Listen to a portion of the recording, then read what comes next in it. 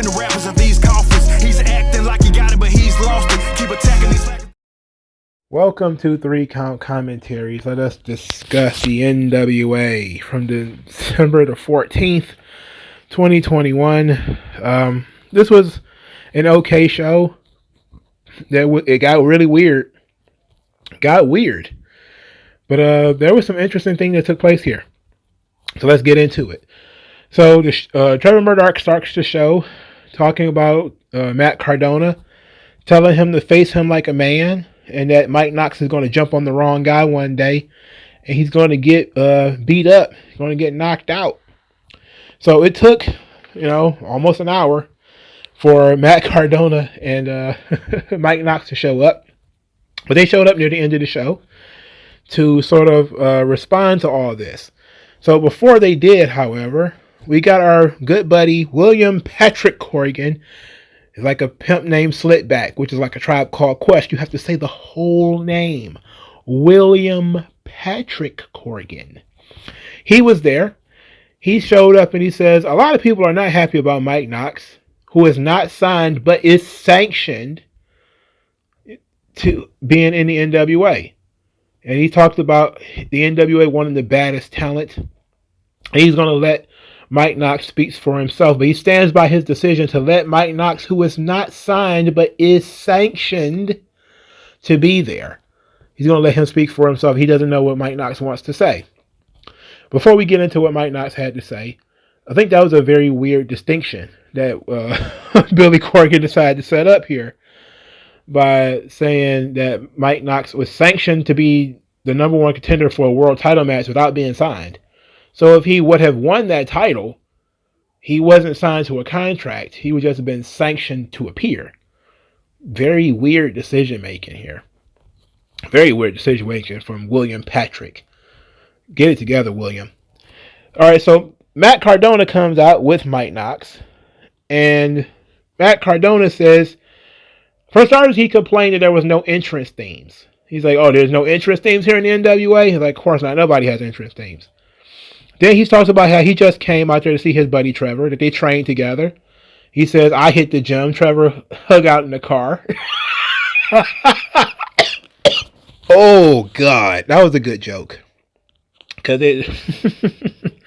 Mr. Human Boiled Potato does seem like the kind of guy who is like, I'm going to go hit the gym. He's like, okay, yeah. I'll go hit the McDonald's. Anyway, that was nice. Then he talks about, he likes the NWA, he likes the look of it. His hot fiance works here, which he does. His best friend works here. He just wanted to, and he really just wanted to see if the 10 pounds of gold was really 10 pounds. He says it feels about 9 pounds, or somewhere between 9 and 11. Then Mike Knox got the microphone and said that he wanted to fight the Pope.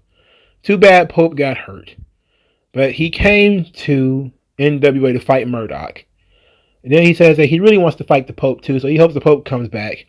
But then issued an open challenge because Pope is not going to be there to take up the match. So Mike Knox is in the main event and he doesn't have an opponent. He says that, hey, I'll just go in the ring, and since nobody's going to respond, just count them out. Just count them out. Everybody's scared of me anyway, so just count them out. So he goes in the ring. They get to the count of about 7. And then Matthew Mims shows up.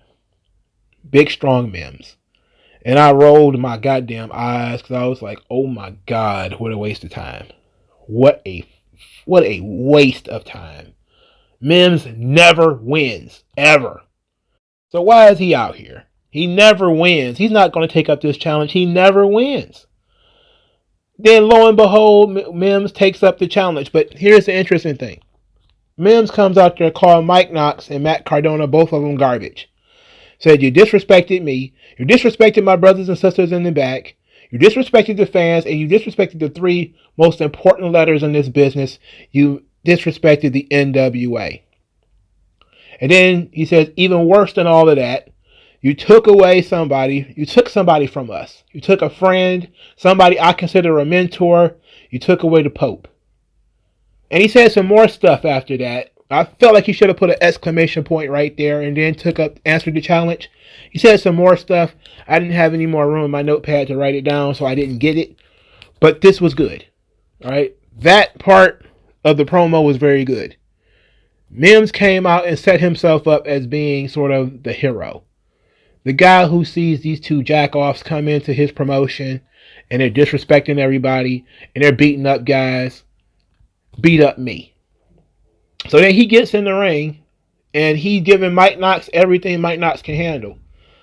You know, and then Mike Knox hits him with a thumb in the eye, and that's how he ends up winning. So Mims, who never wins, still didn't win, but he lost by cheating. And then the crowd rewarded Mims with an ovation, even though he lost. They actually acknowledged this loss, that he was a man fighting for something, that what he tried to do matters. I'll just be damned. I'll just be damned. That's all it takes, is for you to actually put some heat behind something in order for things to matter in the wrestling business. Well, I'll just be damned. Wow. Booker of the Year. He made me care about Matthew Mims, who never wins. And then they booked a match between a guy who was fairly new and led me to believe Mims could actually win. That was very good. Got to give him credit for that. All right, so Strictly Business came out there. Latimer says that all this win was a fluke and that he doesn't get to hide behind Douglas Williams. Now, he said Williams, but he clearly blanked on the guy's name. He says, "You don't get to hide behind." And then he looked at Camille and was just looking at her for like 4 or 5 seconds. And he was like, "Williams." He completely forgot the guy's name. He called him an old fart. He said, "Old fart, Williams." Then he says this whole thing isn't over until he opens up the Telegraph. Or was it I think it was the Telegraph. And sees that Nick Aldis is dead. And I was like, damn, you were going to escalate this thing pretty quickly. Tom Latimer is insane. Right? He reminds me a lot of Scott Steiner. He seems like a loose cannon. Like, I have no idea of the kind of things he's going to say, but he's going to say stuff. And I like hearing him talk about stuff. It sounds pretty cool. I like Tom Latimer. He's a nut. So then James Mitchell is there. He's present with his sack of shit that he calls Judas. And he's calling Judas is going to be the next national championship, and it was a conspiracy and all that garbage. Who cares? Then Sal Rinauro came out there and said he wanted to join James Mitchell's family, cult, organization, institution. I don't know. James Mitchell says, "Why we want to do anything with you?" He says, "I would rather go bobbing for apples in a colostomy bag than be associated with you." And I just like, wow. That's offensive. That's very offensive. I would rather go bobbing for apples in a colostomy bag. Wow. That guy don't want nothing to do with you, man. So that guy, you actively make him mad at that point. So later, James Vandenberg, I keep calling him James Vandenberg. James Mitchell came back. I keep calling him James Vandenberg because he was on Dark Side of the Ring, and that's what his name was there. That's how I know him now. I know him by his real name now, and it's weird. I hate calling guys by their real names. Anyway, James Mitchell came back out there and said it's the Christmas season and he's feeling charitable. And that if Sal really wants to join the organization, he's going to have to take a loyalty test. And Sal Rinauro gets in the ring. Judas is in the ring. James Mitchell said there's several parts to this test. He says part 1 is to bark like a dog. And Sal Rinauro does it. He barks like a dog. He said number 2 is to grovel on the ground in front of Judas, prostrate yourself on your hands and knees, and kiss Judas's boots. Sal Rinauro did it.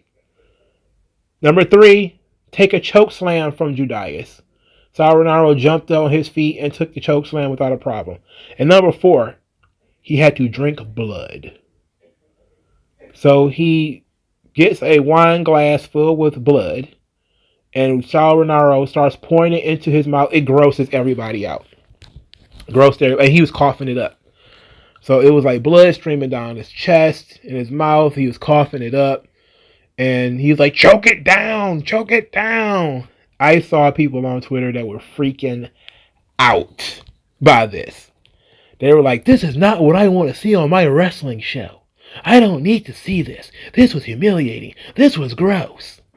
And you know what I thought? This shit ruled, dog. This shit was great, dog. The only problem I got with it is that Sal didn't sell anything. Like there was no dramatic pause. Like, wait a minute. As it escalates, you would think there would be a sort of a dramatic pause. Like, if you really want to do it, you need to go ahead. And then you let the fans get behind it and be like, no, no, no, no. And then he does it anyway. You know? Like, keep making people think that he's going to stop. Like he's going too far. But Sal just jumped into everything with such zeal. Well, like, you know, that you kind of be like, okay, well. So I'm guessing Sal Rinauro is a member of this cult, institution, organization, whatever. I don't know. But Judas fucking sucks. That's all I can tell you. Look, you know what would be cool? Let's do something very cool with James Mitchell. Let's send him to AEW so he can be the manager for Malachi Black. How about that? That sounds like a better job than him fucking around with Judas and Sal Rinauro. That's just me, though. The first match on the show, Aaron Stevens and Kratos versus Dirty Dango and JTG, who are calling themselves the Dirty Sexy Boys. Whatever. Aaron Stevens jumped out of the ring in the middle of the match after Dirty Dango took a spill outside the ring and grabbed his knee. Don't know if he was really injured or if he was selling, but I didn't see him again for the rest of the match, so I'm guessing he was really hurt. I don't know. Stevens got on the microphone during the middle of the match and was cutting a promo, yelling about how these guys have no respect for the rules, and Kratos was left to wrestle the match alone. After Kratos pinned JTG, Aaron Stevens cut a promo. He talked about how he'd been set free and that he's never felt better, and he wanted to take a moment to appreciate Kratos, his partner Kratos. So I see that Aaron Stevens is now playing a sort of broken version of Damian Sandow. Risky decision. I think it'll work for him. It sounds like it'll be pretty good. I don't have an issue with this. Just that it seems very weird that Fandango and JTG will lose their first match as a tag team together on this program, but I'm guessing they're not sticking around. Kratos cut a promo and said that life took everything away from him and gave him nothing, and that made him the most feared. So he tried to push Aaron Stevens to try to bring out what was deep within him. And he felt like he's done it. He likes what he sees. He says, we might not be able to share a beer together. We might not watch the game together. You know, but all that matters in this ring is the W. And feels like they can get some W's together. And I was like, okay, I like this, kind of. Kratos is being consistent. He's never really cared about Aaron Stevens. He just wants to win. And now Aaron Stevens is sort of out of his mind. But at the same time, he doesn't care as long as they win. But also Aaron Stevens just kind of walked out in the middle of the match. So I don't know. Seems weird to me, dog. Melina cut a promo. It was an underdog babyface promo, which is very odd considering we were told that Melina is a legend. Well, legends, by definition, cannot be underdogs unless they're like elderly. But Melina cut this promo talking about losing to Camille and how she thrives after losses. And that it gives her a chance to improve and that she's just going to keep going because she admires Camille and inspired to find a way to beat her and to take her down. And that she feels that the Burke, the women's championship, is in her destiny. And I said, like, that sounds like something some young, plucky babyface should be saying. Not Melina, who's like 43 or something like that. But it's cool. You know, it wasn't terrible. Just I felt like it was oddly positioned from Melina. So Otis and Impero, they were in the cutting a promo. They're talking about they see in the NWA the past, the present, and the future of wrestling, and they are the present. And they demanded a rematch against La Rebellion because they didn't really lose as much as La Rebellion just survived. And then they couldn't get a rematch. So they heard about the new 6-man division that's going to be coming, and they went and recruited a new partner for their team. And the new partner is Jax Dane. So Jax Dane comes out there, and the fans chant "former" at him. Former. Because, his gimmick is he's going to talk about being a former TV champion, former world champion, and stuff like that. Then, as Jax Dane says that everybody wants to upgrade their team, and since they contacted him, he wants to see how it goes. They say that size matters. They talk about how huge this team is, how big these guys are, and everything. And it looked like 3 grown men that, you don't want to get into a fight with. And I enjoy that look. I don't think their gimmicks are similar enough, but just them being 3 grown men who they hang out in the pool hall, sure. They're like construction workers. All right, cool. They like they kick your ass. I don't mind that. Odinson looks tremendous, by the way. Perro is shaped like a pear with 2 pick legs. Something's got to shake. He's probably eating too much bread. In any event, next match, Kiera Hogan and Mickie James versus the Hex for the Women's Tag Team Championships. Mickie James was calling all the shots for her team. Basically, she was giving Kiera Hogan all these directions, and Kiera Hogan was doing pretty good. There was some miscommunication, and Kiera Hogan ended up getting caught, and the finisher Hex marks the spot. Then she gets pinned, and they lose. It was all unfortunate, all very unfortunate. The match itself, it came across like a very bad dance routine, mainly because you can see where they were thinking through the spot, which is always bad. Especially when it was Allison Kay and Mickie James in the ring at the same time. And you could tell that they were waiting for one person to do something so they could do their part of the spot. And then I was like, okay. That kind of choppy stuff, it was really weird. The match itself still wasn't bad, but it was weird. After the match, Camille and Tom Latimer came out there to mock Mickie James after losing. Then they went to commercial break. They came back, and Mickie James and Kiera Hogan were arguing. Where Kiera Hogan was saying, I listened to you. I lost, and I was listening to you. And Mickie James was trying to explain to her, it's not that big of a deal. There'd be other opportunities. And Kiera Hogan was like, no, I was listening to you, and I lost. We lost because I listened to you. And I was like, okay. I thought this was going to be the heel turn, but they're still building it. And I'm okay with that. And now they've got Camille and Mickie James in the same place. All right. This sounds like it might be a pretty good idea to do the 2 women's titles against each other. That sounds like fun. So the end of this ordeal was absolutely hilarious, and it was really bad. Austin Idol and company comes out there to announce their new junior executive, and it ends up being Black G's. Black G's says that now he's the new junior executive. He has the ability to scout and sign talent. And his first signing was All Day Marche Rocket. The only guy on the roster who probably has more losses than Matthew Mims. I just laughed, dog. This is ridiculous. This is ridiculous. This is awful. It was awful. That was probably the dumbest part of the show. It was probably the worst part of the show. Oh, we're going to put Marche Rocket in this goddamn stable. Look, hopefully he has some charisma or something.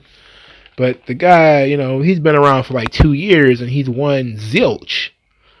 I'll be surprised if he ever won any match. But I was at least impressed with Mims on this show. The Sal Renaro stuff, I thought it was pretty cool. I think they should have drug it out a little bit more. As far as milking the crowd, but I liked it. I like that Sal has seemingly broken now that he can't challenge for the national title. This is the next evolution of his character, is that he's gone down a dark path. He can't challenge for the one title that he wanted, or the TV belt. It's one of the 2 belts that he can't challenge for 18 months. And now he's rather just decide he's going to join James Mitchell. So, okay, cool. Yeah, it was a national title. All right, cool. You know, so now he's reached a breaking point and he's doing something he's, probably shouldn't be doing. And that's very interesting stuff. Tom Latimer wants Nick Aldis dead. That's always rules, especially considering, Tom Latimer is the kind of guy who wants to kill him. I like that. So NWA did a good job. I think overall, I was satisfied. But let me know what you guys think in the comment section below. Like this video, share this video, subscribe to the channel, donate to the channel. Thank you guys for your time, and I'll talk to you guys later, man. Peace out.